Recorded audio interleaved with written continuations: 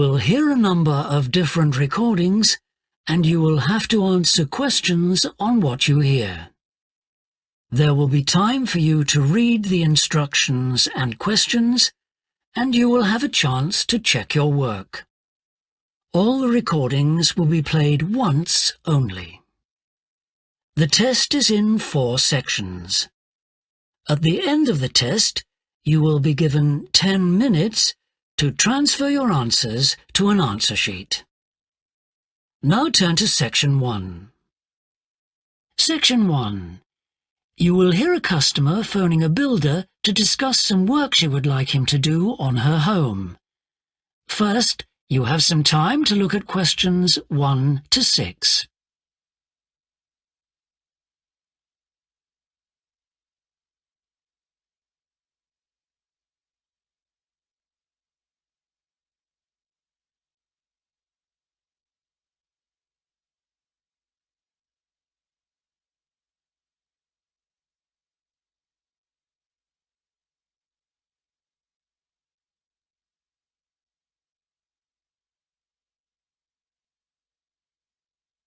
You will see that there is an example that has been done for you. On this occasion only, the conversation relating to this will be played first. Thorndike's? Good morning. Is that Mr. Thorndyke? Speaking. How can I help? I've got quite a few things which need painting and fixing in the flat, and I wonder whether you'd be able to do the work. I'm sure I'd be able to help, but let me take down a few details. Yes, of course. Well, firstly, how did you hear about us? It was my friend May Hampton. The customer heard of the builder from her friend, so friend has been written in the space. Now we shall begin. You should answer the questions as you listen, because you will not hear the recording a second time. Listen carefully and answer questions 1 to 6. Thorndike's? Good morning. Is that Mr. Thorndyke? Speaking. How can I help? I've got quite a few things which need painting and fixing in the flat, and I wonder whether you'd be able to do the work. I'm sure I'd be able to help, but let me take down a few details. Yes, of course. Well, firstly, how did you hear about us? It was my friend May Hampton. You did some excellent work for her a couple of years ago. Do you remember? Oh, yes. That was in West Park Flats. Lovely lady. Yes, she is. And what's your name, please? It's Edith Pargeter. Edith. Can you spell your surname, please? It's Pargeter. Double T, right. And do you live in West Park Flats as well? No, actually, it's East Park, flat 4. Oh, right. That's over the road, I seem to remember. Quite difficult to get to. Yes, it's at the back of the library. Right, I know. And what's your phone number? 875-934, but I'm out a great deal in the afternoons and evenings. So, would the best time to ring you be in the morning? Yes. Fine, I've made a note of that. Can I just ask, I'll be in a van, and I know parking's rather difficult round your flats. Where would you recommend? Well, I always tell people in larger vehicles to park by the post box on the other side of the road from the entrance. Good, thanks. And will you be able to give me a full itemised quote? Oh, yes, I'll list all the jobs separately with individual prices. That'd be a great help. No problem. Before you hear the rest of the conversation, you have some time to look at questions 7 to 10.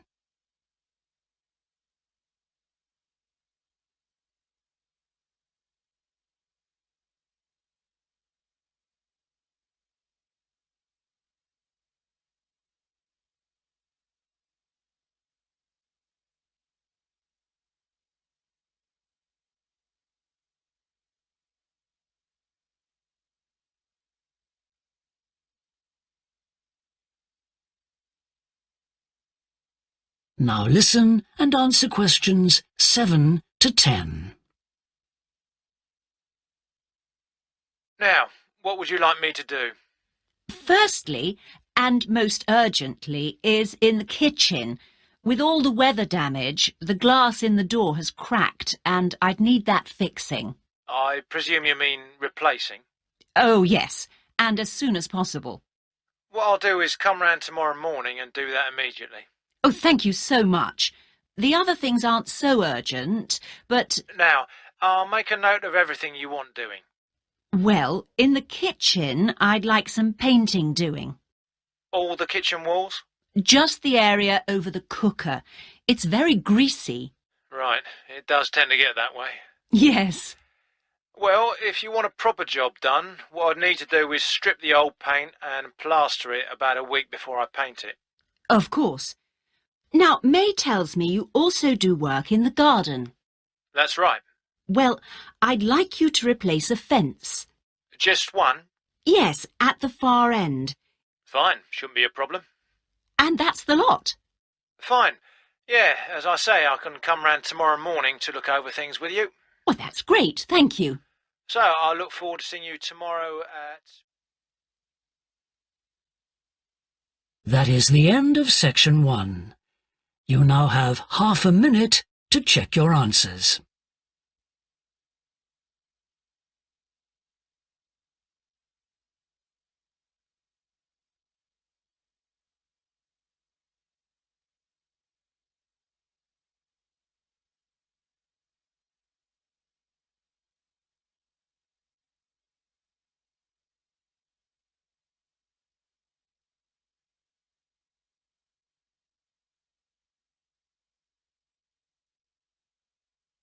Now turn to Section 2. Section 2. You will hear a recorded talk giving an introduction to the historical theme park of Manham Riverport in England. First, you have some time to look at questions 11 to 15.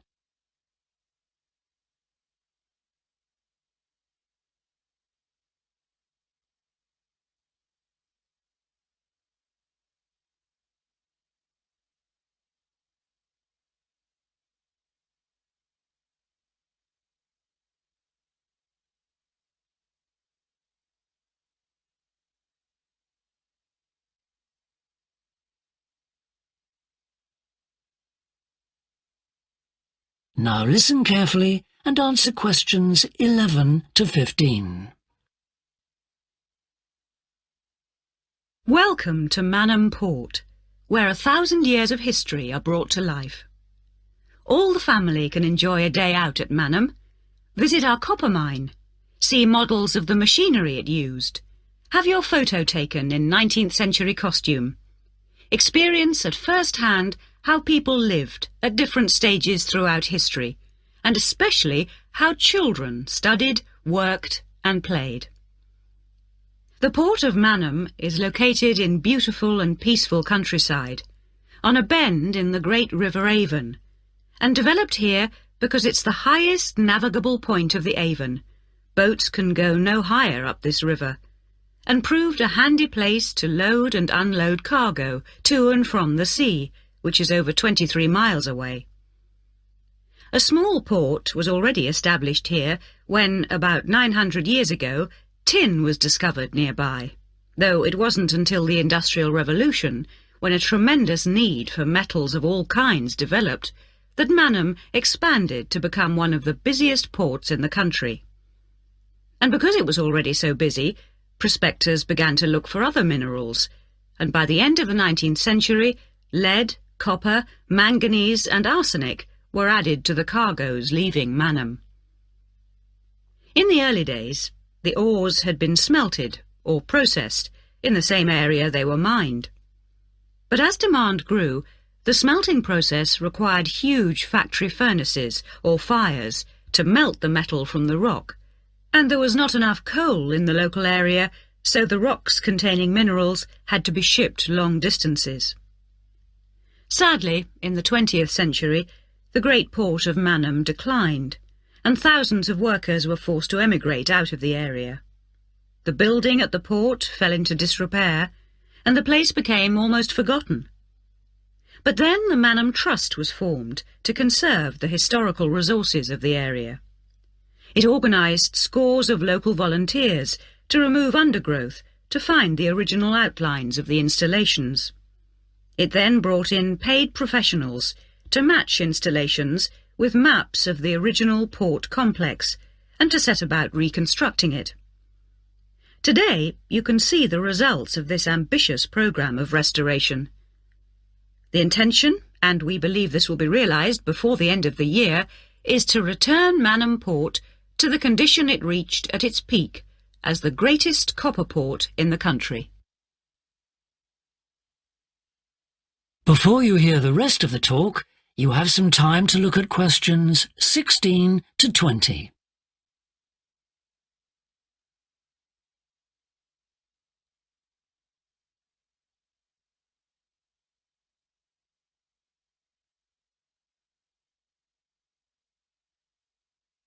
Now listen and answer questions 16 to 20.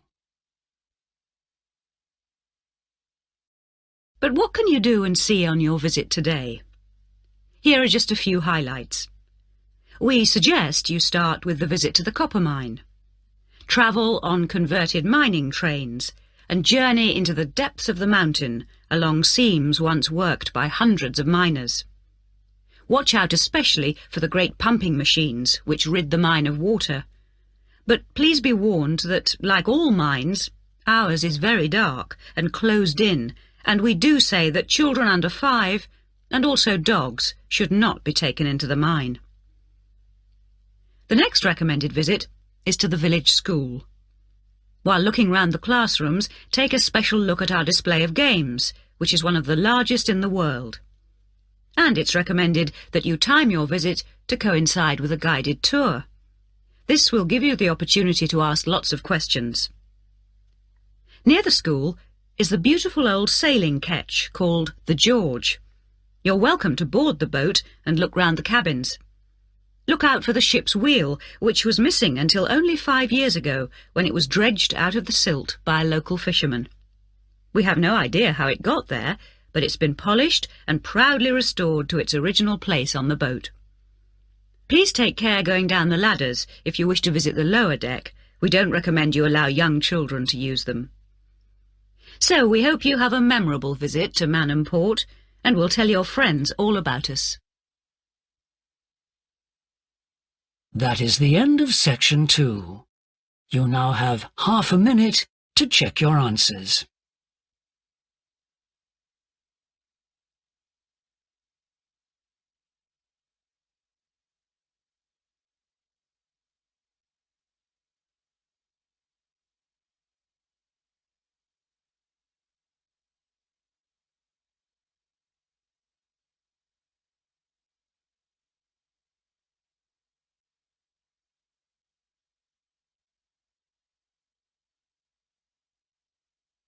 Now turn to Section 3. Section 3.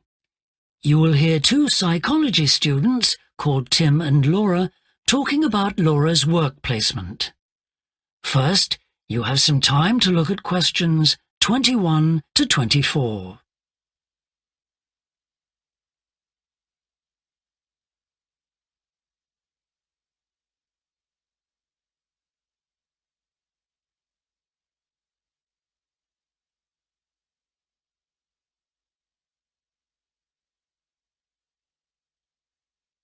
Now listen carefully and answer questions 21 to 24. Hi, Laura. Could you spare a few minutes to talk about the work placement you did last summer? I'm thinking of doing one myself. Hi, Tim. Sure. Didn't you do yours at an environmental services company? That's right. It's only a very small company, and they needed someone to produce a company brochure. And I wanted to get some business experience, because I'm interested in a career in occupational psychology in a business environment. It was good, because I had overall responsibility for the project. What kind of skills do you think you developed on the placement? I mean, apart from the ones you already had. Did you have to do all the artwork for the brochure, the layout and everything? We hired the services of a professional photographer for that. I did have to use my IT skills to a certain extent because I cut and pasted text from marketing leaflets. But that didn't involve anything I hadn't done before. Do you think you got any better at managing your time and prioritizing things? You always used to say you had trouble with that. Oh, definitely. There was so much pressure to meet the project deadline. And I also got better at explaining things and asserting my opinions, because I had to have weekly consultations with the marketing manager and give him a progress report. It sounds as if you got a lot out of it then. Absolutely. It was really worthwhile. But, the company benefited too. Yes, they must have done. After all, if they'd used a professional advertising agency to produce their brochure instead of doing it in-house, presumably they'd have paid a lot more. Oh, yes. I worked it out.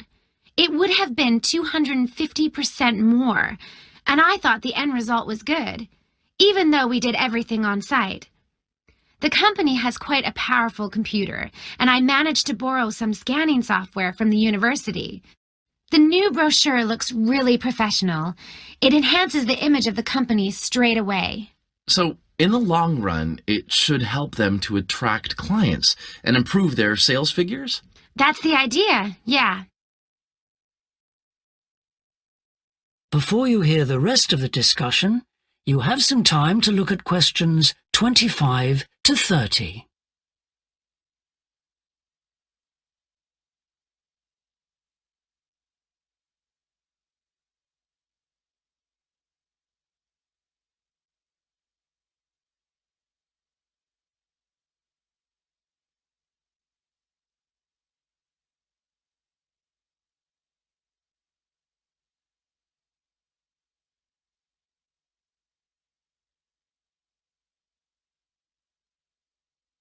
Now listen and answer questions 25 to 30. Well, all in all, it sounds very positive. I think I'll go ahead and apply for a placement myself. How do I go about it? It's easy enough to do, because there's a government agency called STEP, S-T-E-P, that organizes placements for students. You should start by getting their booklet with all the details. I expect you can download one from their website. Actually, they've got copies in the psychology department. I've seen them there. I'll just go to the office and pick one up. Right. And then, if I were you, after I'd looked at it, I'd go over all the options with someone. I suppose I should ask my tutor's advice. He knows more about me than anyone. One of the career officers would be better. They've got more knowledge about the jobs market than your personal tutor would have. Okay. And then, when you know what you want, you can register with STEP. You'll find their address in the booklet. And once you've registered, they assign you to a mentor who looks after your application. And then I suppose you just sit back and wait till you hear something? They told me at the careers office that it's best to be proactive and get updates yourself by checking the website for new placement alerts. Your mentor is supposed to keep you informed, but you can't rely on that. I don't suppose it's a good idea to get in touch with companies directly, is it? Not really. But it is the company who notifies you if they want you to go for an interview. You get a letter of invitation or an email from personnel department. And do I reply directly to them? Yes, you do. STEP only gets involved again once you've been made a job offer. Right. So once you've had an interview, you should let your mentor know what the outcome is? I mean, whether you're offered a job and whether you've decided to accept it? That's right. They'll inform the careers office once a placement has been agreed, so you don't have to do that. Is that all then? More or less. Only once you've accepted an offer, you'll probably have to supply a reference, because the placement will be conditional on that. And that's something you should ask your own tutor to provide. He knows about your academic ability and also about your qualities, like reliability. Well, Thanks very much for the information. I'm starting to look forward to... That is the end of section 3. You now have half a minute to check your answers.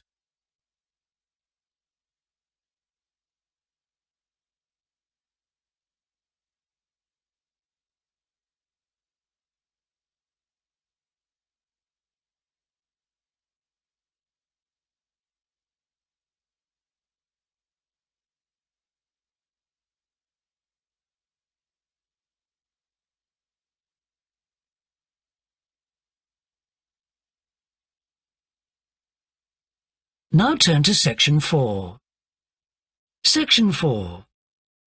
You will hear a woman talking to a group of first-year science undergraduates about the developing science of nanotechnology. First, you have some time to look at questions 31 to 40.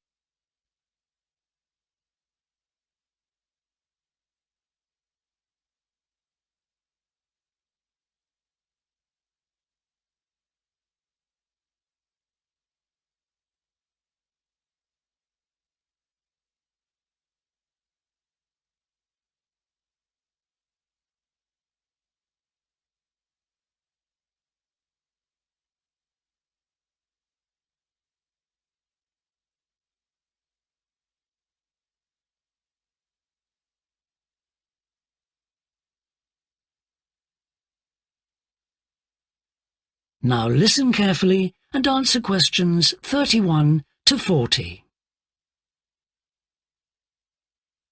Today we're going to look at an important area of science, namely nanotechnology. So, what is it? Nano means tiny, so it's science and engineering on the scale of atoms and molecules. The idea is that by controlling and rearranging atoms, you can literally create anything. However, as we'll see, the science of the small has some big implications, affecting us in many ways. There's no doubt that nanotechnology promises so much for civilization. However, all new technologies have their teething problems. And with nanotechnology, society often gets the wrong idea about its capabilities. Numerous science fiction books and movies have raised people's fears about nanotechnology, with scenarios such as inserting little nanorobots into your body that monitor everything you do without you realizing it, or self-replicating nanorobots that eventually take over the world. So, how do we safeguard such a potentially powerful technology? Some scientists recommend that nanoparticles be treated as new chemicals, with separate safety tests and clear labelling. They believe that greater care should also be taken with nanoparticles in laboratories and factories. Others have called for a withdrawal of new nanoproducts, such as cosmetics, and a temporary halt to many kinds of nanotech research. But as far as I'm concerned, there's a need to plough ahead with the discoveries and applications of nanotechnology. I really believe that most scientists would welcome a way to guard against unethical uses of such technology. We can't go around thinking that all innovation is bad, all advancement is bad. As with the debate about any new technology, it is how you use it that's important. So, let's look at some of its possible uses.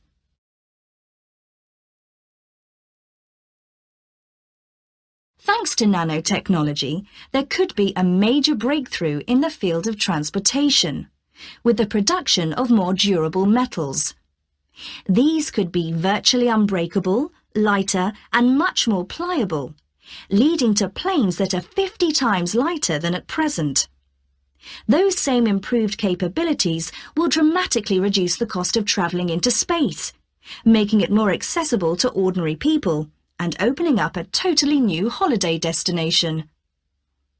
In terms of technology, the computer industry will be able to shrink computer parts down to minute sizes.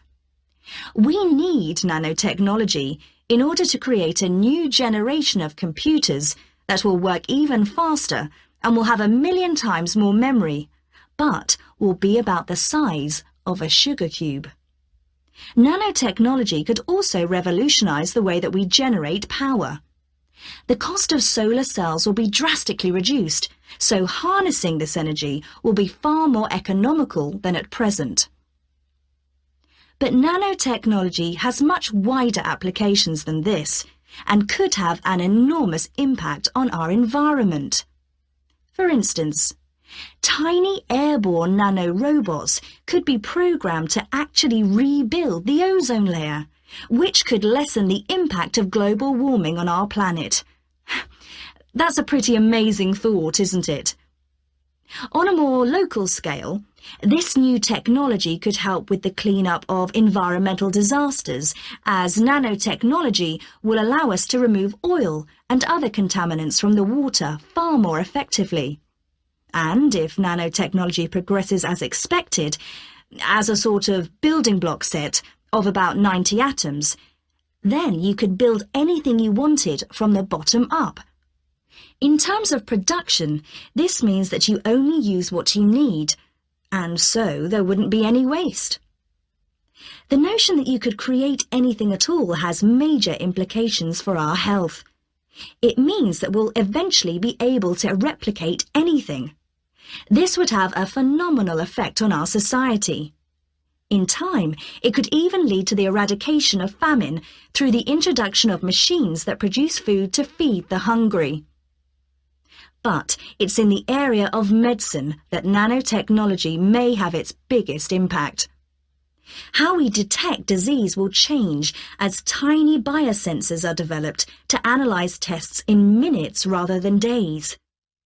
There's even speculation nanorobots could be used to slow the aging process, lengthening life expectancy.